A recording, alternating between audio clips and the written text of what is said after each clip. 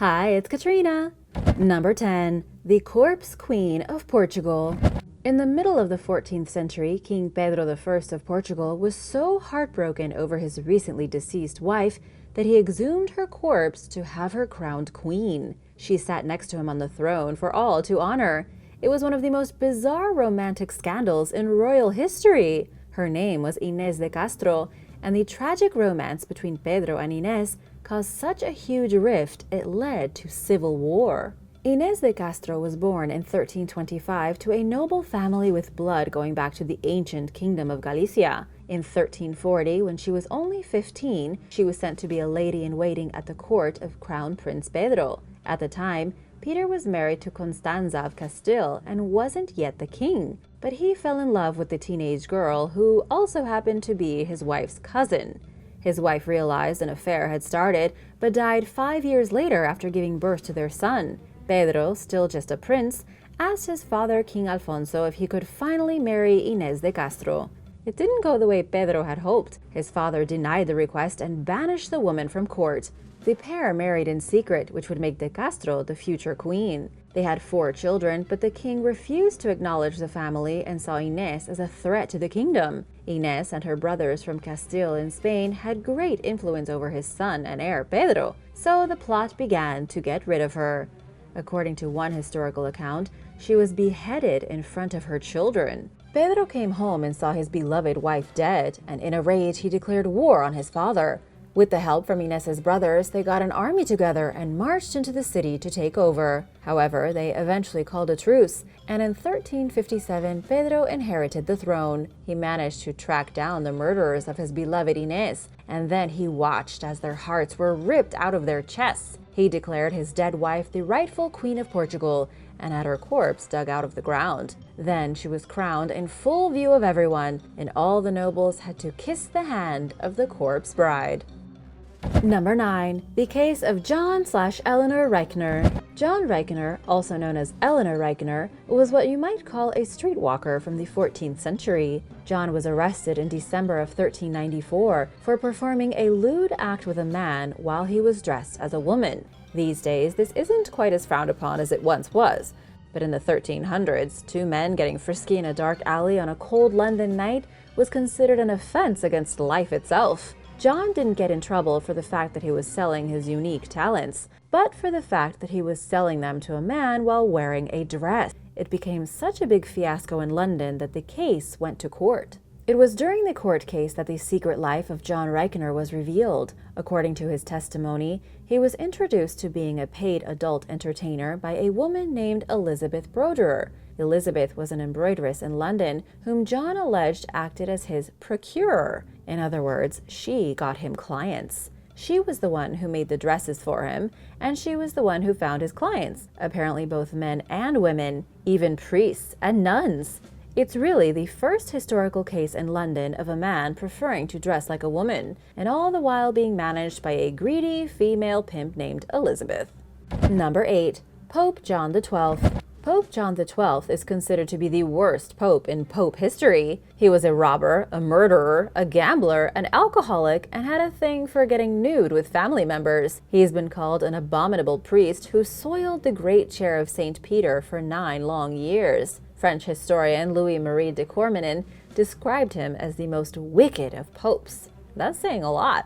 In the 10th century, the Roman Church was handled mainly by powerful Italian families who fought one another to gain the most power. On December 16, 955, Pope John XII became the supreme pontiff and ruler of the Papal States. He was only 18, and essentially nothing but a rich and very privileged teenager. John helped Rome slide quickly into chaos. He used funds from the church to gamble and live a lavish lifestyle. He turned the Lateran Palace into a brothel and bedded married women. He made his mistress governor, gave church treasures to his favorite concubines, and even kidnapped female pilgrims who had journeyed to Rome in the name of God. It went on like this until Rome was in such shambles that on May 14, 964, the Pope, according to one historian, died from internal bleeding after being beaten by a woman's husband who found them in bed together. Number 7. The Holes of Truth. In Florence during the 1400s, there were boxes placed around the city known as tamburo. They were receptacles for snitches. You could leave an anonymous note inside one of these receptacles, nicknamed the holes of truth, and then something would or would not be done. Special Florentine officers would go through the notes and investigate when necessary. It was a way for the citizens to rat one another out. A very strange note was discovered in April of 1476 inside one of these receptacles. It was a testimony stating that a man named Jacopo Saltarelli, a young man of about 17 years old, was participating in immoral activity. The testimony went on to name several of the most prestigious men in Florence. One of these men was Leonardo da Vinci himself, one of the greatest minds in history. It's generally agreed by historians these days that Leonardo did indeed prefer the company of men, but it wasn't known back then. The truly strange part about this whole ordeal is that whether the men were guilty or not of paying Jacopo for his time, they were busted because of the public boxes where people could tell on each other. In the end, nobody was persecuted, and all the accusations were swept under the rug. It was primarily because the names of those listed were far too important to get caught up in a scandal.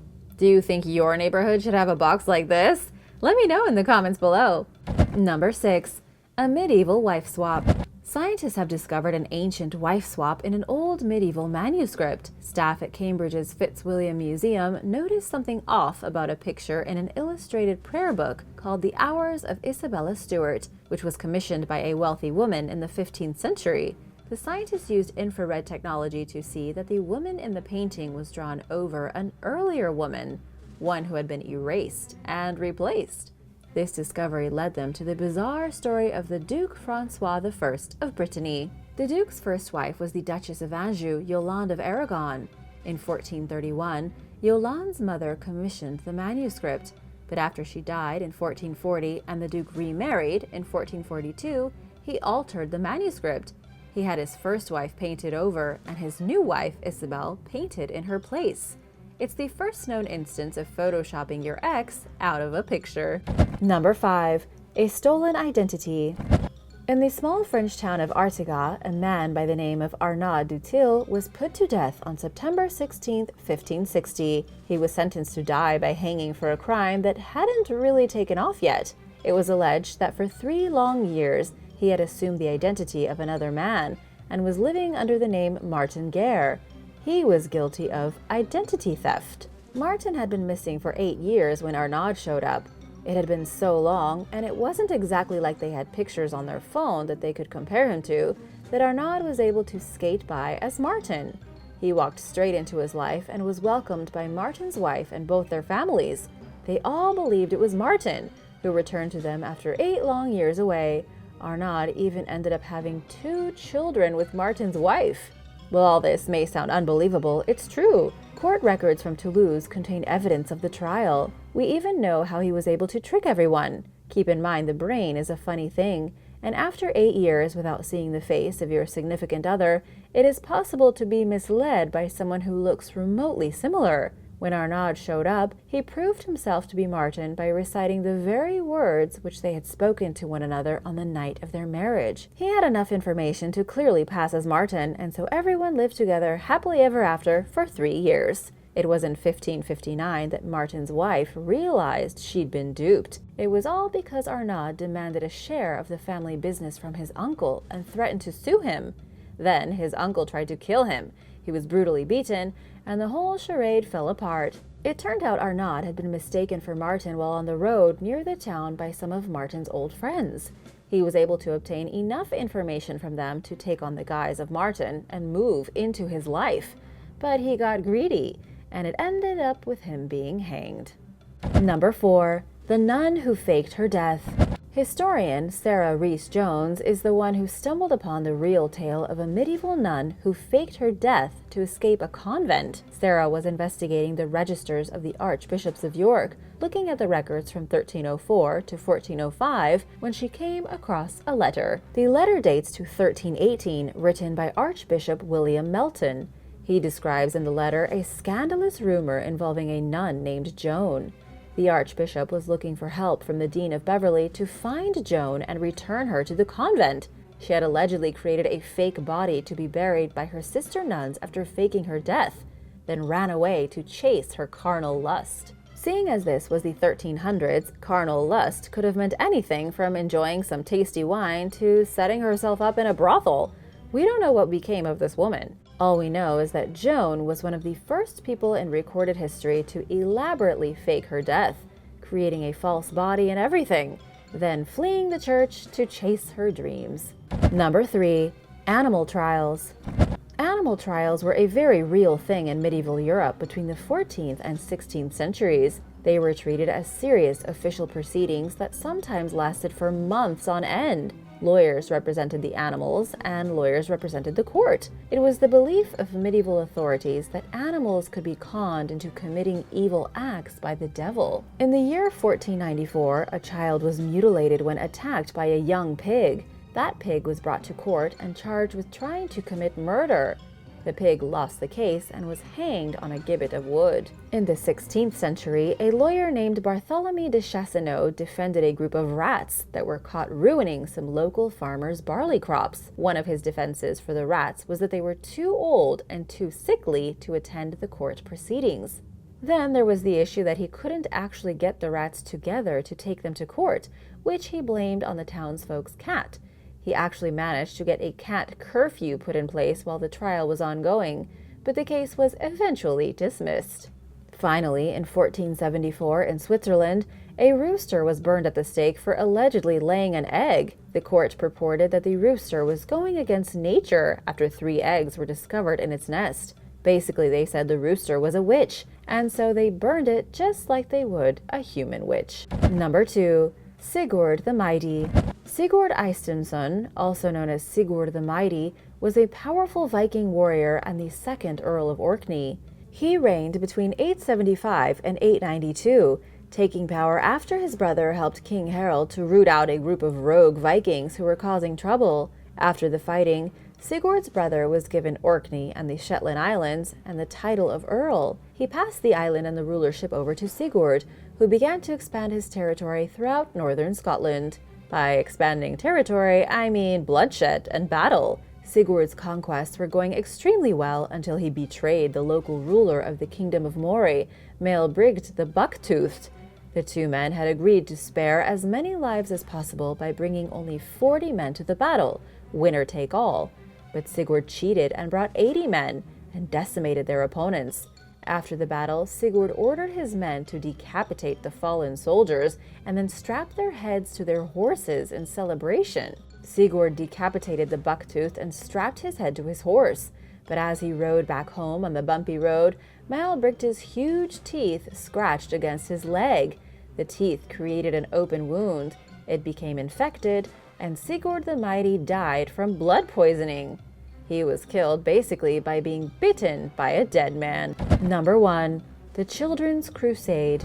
We've all heard of the Crusades, knights and soldiers sent by the churches of Europe to fight against the Muslims and retake the Holy Land of Jerusalem. But what you probably haven't heard of is the time a group of children started their own crusade. These kids were led by a 12-year-old boy named Stephen of Cloyes. They marched into Paris in the year 1212 and demanded a meeting with the King of France. These literal children were looking for permission to conduct a crusade. It was their belief that God wanted them to remove the Muslims from Jerusalem and reclaim the Holy Land for the European Catholics. It's not clear exactly what went down, as most of the historical records have been either lost or intentionally destroyed. What we do know is that Stephen was a very real historical figure, and he and his ragtag group of kids really did want to march to Jerusalem. They didn't have weapons, instead sporting crosses and banners. These kids believed that they would convert the Muslims through divine intervention and persuade them to leave. There were actually 2 flocks of them, one in France and another in Germany. Stephen alone managed to rally about 30,000 children to his cause. But these children didn't really have the know-how necessary to commit an invasion. They traveled from France to Italy, but faced major issues going through the frozen Alps. Then, when they reached Italy, there was the issue that they couldn't speak to anyone because of the language barrier. Things disintegrated, the kids dispersed, and a large number of them were sold into slavery by the Italians. Thanks for watching! Which of these bizarre stories from the medieval days did you find the most unbelievable? Let me know your thoughts in the comments below. And before you go, remember to subscribe, and I'll see you next time. Bye!